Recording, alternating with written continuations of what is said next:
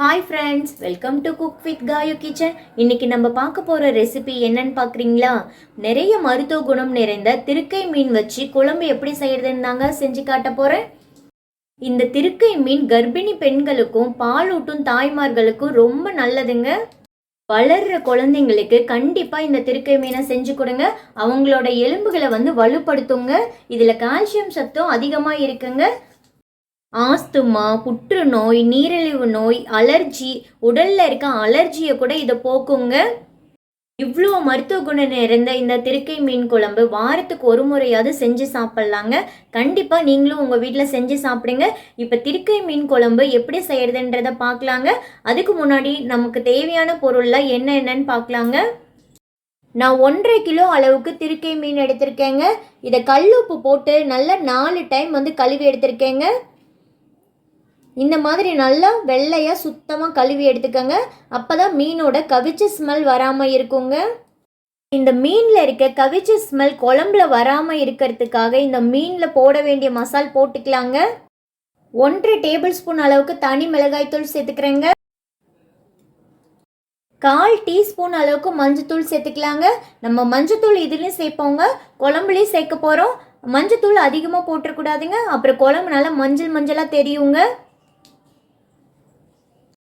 1 table spoon அளவுக்கு கல்லுப்பு சேர்த்துக்கிறேங்க. இப்போ இது எல்லாத்தையும் சேர்த்து கையில் நல்லா பசைஞ்சு விட்டுறலாங்க.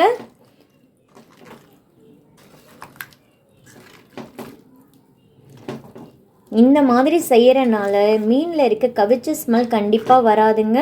மீன்லேயும் மசால் நல்லா ஒட்டி இருக்குங்க.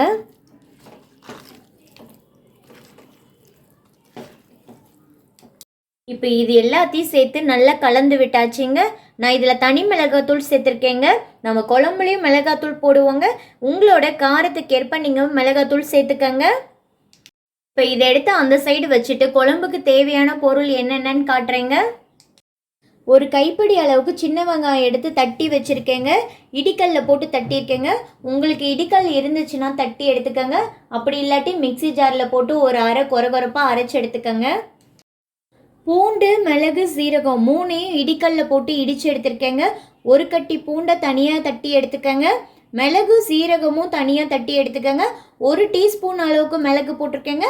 1 டீஸ்பூன் அளவுக்கு ஜீரகம் போட்டிருக்கேங்க. 3ஐயும் நல்லா இடித்து எடுத்துக்கோங்க. இந்த மாதிரி பூண்டு கொஞ்சம் முழுசாக இருக்கணுங்க. இந்த மாதிரி தட்டி எடுத்துக்கோங்க. நம்ம சாப்பிடும் போது வாயில் நல்லா கடிப்படணுங்க. 2 பெரிய சைஸ் தக்காளி எடுத்து பொடியாக நறுக்கி வச்சுருக்கேங்க. குழம்பு மிளகாய்த்தூள் 4 டேபிள் ஸ்பூன் அளவுக்கு எடுத்திருக்கேங்க. உங்களோட காரத்துக்கேற்ப நீங்கள் மிளகாய்த்தூள் எடுத்துக்கலாங்க. 4 பச்சை மிளகாய் எடுத்திருக்கேங்க. 1 டேபிள் ஸ்பூன் அளவுக்கு வெந்தயம் எடுத்திருக்கேங்க. 1 டீஸ்பூன் அளவுக்கு கடுகு எடுத்திருக்கேங்க. ஒரு எலுமிச்சம்பழம் சைஸில் புளி எடுத்து 10 நிமிஷமாக ஊற வச்சுருக்கேங்க. ஒரு கைப்பிடி அளவுக்கு கருவேப்பிலை எடுத்திருக்கேங்க. நம்ம எடுத்து வச்சுருக்க புளியை நல்லா கரைச்சி எடுத்துக்கலாங்க. அரை கைப்பிடி அளவுக்கு சின்ன வெங்காயம் முழுசாக எடுத்து வச்சுருக்கேங்க. இப்போ திருக்கை மீன் செய்கிறது எப்படின்னு பார்த்துடலாங்க. திருக்கை மீன் குழம்பு செய்கிறது எப்படின்னு பார்க்கறதுக்கு முன்னாடி நம்ம சேனலை யாரெல்லாம் இன்னும் சப்ஸ்கிரைப் பண்ணலையே ப்ளீஸ் மறக்காமல் சப்ஸ்கிரைப் பண்ணிக்கோங்க. பெல் ஐக்கானை கிளிக் பண்ணிவிட்டு கீழே ஆல் கொடுங்க. அப்போ தான் நான் போடுற வீடியோ உங்களுக்கு உடனுக்குடனே வருங்க. அடுப்பை ஆன் பண்ணி ஒரு மண்பானை வச்சுட்டேங்க. மண்பானை இருந்தால் மண்பானையில் செய்யுங்க, ரொம்ப உடம்புக்கு நல்லதுங்க. 5 டேபிள் ஸ்பூன் அளவுக்கு நல்லெண்ணெய் சேர்த்துக்கிறேங்க. நல்லெண்ணெயில் தாங்க செய்யணும், அப்போ தான் ரொம்ப நல்லதுங்க. எடுத்து வச்சுருக்க கடுகு சேர்த்துக்கலாங்க. வெந்தயமும் சேர்த்துக்கலாங்க. சின்ன வெங்காயம் தட்டி வச்சதை போட்டுக்கலாங்க. முழுசாக எடுத்து வச்சுருக்க சின்ன வெங்காயமும் போட்டுக்கலாங்க. நீங்கள் சின்ன வெங்காயத்துக்கு பதிலாக பெரிய வெங்காயம் கூட போட்டுக்கலாங்க. வெங்காயம் நல்லா வதங்கணுங்க. இது நல்லா கிளறி விட்டுடலாங்க.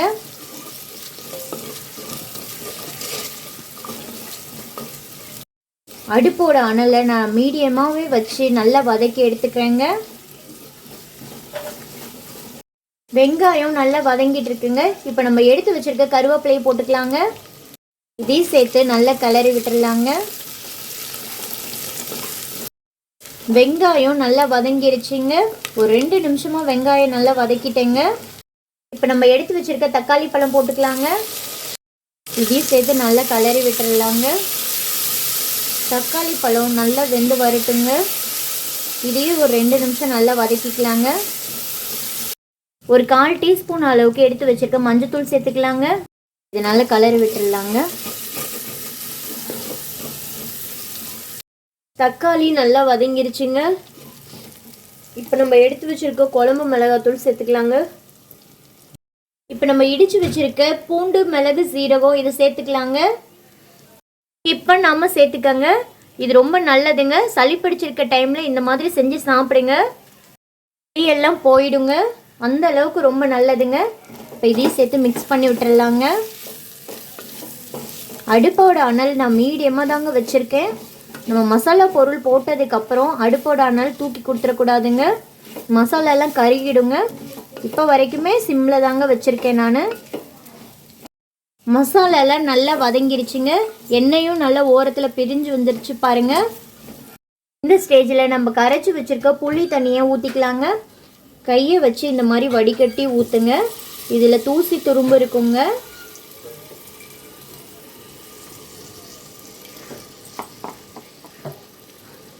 இப்போ குழம்புக்கு தேவையான அளவு தண்ணி ஊற்றிக்கலாங்க.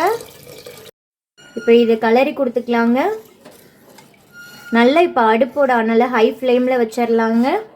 நல்லா ஒரு கொதி வரட்டுங்க. நல்லா ஒரு கொதி வந்துருச்சுங்க. இப்போ அடுப்போட அனலை கம்மி பண்ணிடலாங்க. கம்மி பண்ணிவிட்டு ஒரு கலரி விட்டுறலாங்க. உப்பு, புளிப்பு, காரம் எல்லாம் கரெக்டாக இருக்கான்னு செக் பண்ணி பார்த்துக்கலாங்க. இந்த ஸ்டேஜில் கம்மியாக இருந்துச்சுன்னா போட்டுக்கலாங்க. நான் 2 டேபிள் ஸ்பூன் அளவுக்கு உப்பு போட்டுக்கிறேங்க. இதையும் சேர்த்து நல்லா கலரி கொடுத்துடலாங்க. இப்போ செக் பண்ணி பார்த்துக்கலாங்க. எல்லாமே கரெக்டாக இருக்குங்க. கல் உப்பு போடுங்க. அப்போ தான் மீன் குழம்பு நல்லா சுருன்னு இருக்குங்க. காரமும் கொஞ்சம் எச்சா சேர்த்துக்கங்க. இப்போ அடுப்போட அனலை நான் ஸ்லோ தாங்க பண்ணியிருக்கேன். இப்போ குறைவான தீயிலேயே நல்லா ஒரு 3 நிமிஷம் கொதிக்கட்டுங்க. புளி ஊற்றிருக்கோம். புளியில் இருக்க பச்சை மணம் போட்டுங்க. குழம்பு நல்லா 3 நிமிஷமாக கொதிஞ்சிட்ருக்குங்க. நம்ம ஊற்றிருக்க எண்ணெயும் நல்லா பிரிஞ்சு வந்திருக்குங்க. இந்த ஸ்டேஜில் நம்ம எடுத்து வச்சுருக்க பச்சை மிளகா முழுசாக சேர்த்துக்கலாங்க. இதுலேருந்து காரம் வராதுங்க. ஜஸ்ட்டு ஒரு ஃப்ளேவருக்காக தாங்க சேர்த்துருக்கேன். இப்போ அடுப்போட அனலை நல்லா மீடியமாக வச்சுக்கலாங்க. மீடியமாக வச்சுட்டு நல்லா ஒரு 2 நிமிஷம் கொதிக்க விட்டுக்கலாங்க. குழம்பு நல்லா கொதிஞ்சு வந்துருச்சுங்க. இருந்ததை விட இப்போ பாருங்கள் எந்த அளவுக்கு சுண்டி எண்ணெயெல்லாம் நல்லா பிரிஞ்சு வந்திருக்குன்னு. இப்போ நம்ம எடுத்து வச்சுருக்க மீன் போட்டுடலாங்க.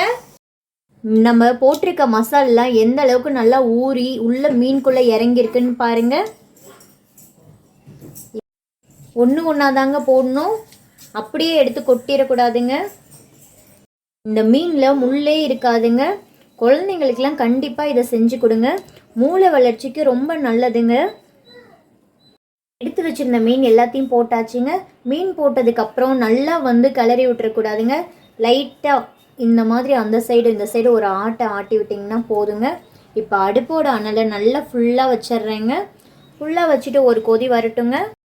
இப்போ நல்லா ஹை ஃப்ளேமில் வச்சுட்டு ஒரு கொதி வந்துருச்சு பாருங்கள். இப்போ அடுப்போட அனலை நல்லா ஃபுல்லாகவே கம்மி பண்ணிடணுங்க. கம்மி பண்ணிவிட்டு குறைவான தீயிலே ஒரு 10 நிமிஷம் நல்லா கொதிக்கட்டுங்க. அப்போ தான் நம்ம போட்டிருக்க மசாலா மீனுக்குள்ளே இறங்கி வருங்க. இப்போ ஒரு மூடி போட்டுறேங்க. 10 நிமிஷம் அடுப்பு ஸ்லோவிலேயே இருக்கட்டுங்க. நல்லா கொதிட்டுங்க. இப்போ ஒரு 5 நிமிஷம் ஆயிடுச்சுங்க. ஓப்பன் பண்ணி பார்க்கலாங்க. நான் எப்பொழுதுமே மீன் போட்டதுமே எடுத்துட மாட்டேங்க. 10 நிமிஷம் கொதிக்க விடுவேங்க. இப்போ லைட்டாக ஒரு தடவை கிளறி கொடுத்துக்கலாங்க. நல்லா கரண்டி வச்சு கிளறிடாதீங்க. இந்த மாதிரி லைட்டாக கிளறி கொடுத்தா போதுங்க. 10 நிமிஷம் நல்லா வேகிறப்ப தாங்க குழம்பு நல்லா ருசியாக இருக்கும். மீனும் நல்லா வெந்திருக்குங்க. திரும்ப ஒரு 5 நிமிஷத்துக்கு மூடி வச்சிடலாங்க. 10 நிமிஷம் ஆயிடுச்சுங்க. ஓப்பன் பண்ணி பார்க்கலாங்க. குழம்பு நல்லா சுண்டிருச்சுங்க. வாசனையும் வீடெல்லாம் தூக்குதுங்க. அவ்வளோதாங்க. சூப்பராக மணக்க திருக்கை மீன் குழம்பு ரெடி ஆயிடுச்சுங்க. இப்போ அடுப்பை ஆஃப் பண்ணிடுறேங்க. நம்ம 10 நிமிஷமாக மீன் கொதிக்க வச்சோங்க. பாருங்கள், ஒரு மீன் கூட உடையவே இல்லைங்க. நல்ல மீனுக்குள்ளே மசாலா உள்ளே இறங்கிட்டு சூப்பராக ரெடி ஆகிருக்குங்க. இதில் நம்ம மெயினாக போட வேண்டிய பொருள்னா பூண்டு, மிளகு, சீரகம் இதை மறக்காமல் நீங்கள் சேர்த்துக்கங்க. இந்த 3ம் நம்ம போடுறப்ப உள்ளே இருக்க நெஞ்சு சளியெலாம் அப்படியே பிச்சுக்கிட்டு வெளியில் வந்துடுங்க. காரத்துக்காக நம்ம இதில் குழம்பு மிளகாய் தூள் சேர்த்துருக்கோங்க. குழம்பு மிளகாய் தூள் இருந்தால் சேர்த்துக்கங்க. அப்படி இல்லாட்டி தனி மிளகாய் தூள் 2 டேபிள் ஸ்பூனும் மல்லித்தூள் 3 டேபிள் ஸ்பூனும் சேர்த்துக்கங்க. இந்த திருக்கை மீன் குழம்பு கொஞ்சம் காரசாரமாக இருந்தால் தாங்க நல்லா இருக்கும். காரம் உங்களுக்கு ஏற்ற மாதிரி கொஞ்சம் அட்ஜஸ்ட் பண்ணி கொஞ்சம் நிறையாவே போட்டுக்கங்க. இந்த திருக்கை மீன் குழம்பு நான் சொன்ன அளவுகளோட கண்டிப்பாக உங்கள் வீட்டில் செஞ்சு பாருங்கள். செஞ்சு பார்த்து எப்படி இருந்துச்சுன்னு கமெண்ட் பாக்ஸில் கமெண்ட் பண்ணுங்கள். நான் சமைச்ச இந்த திருக்கை மீன் குழம்பு உங்களுக்கு பிடிச்சிருந்துச்சுன்னா மறக்காமல் ஒரு லைக் கொடுத்துருங்க. நம்ம சேனலை யாரில் இன்னும் சப்ஸ்கிரைப் பண்ணலையோ ப்ளீஸ் மறக்காமல் சப்ஸ்கிரைப் பண்ணிக்கோங்க. பெல் ஐக்கானை கிளிக் பண்ணிவிட்டு கீழே ஆள் கொடுங்க. இதை நான் உங்ககிட்ட ஒரு ரெக்வஸ்ட்டாக கேட்டுக்கிறேங்க. அப்போ தான் நான் போடுற வீடியோவில் உங்களுக்கு உடனுக்குடனே வருங்க. நாளைக்கு ஒரு புது ரெசிபியோடு உங்களை சந்திக்கிறேங்க. தேங்க்ஸ் ஃபார் வாட்சிங். Bye friends.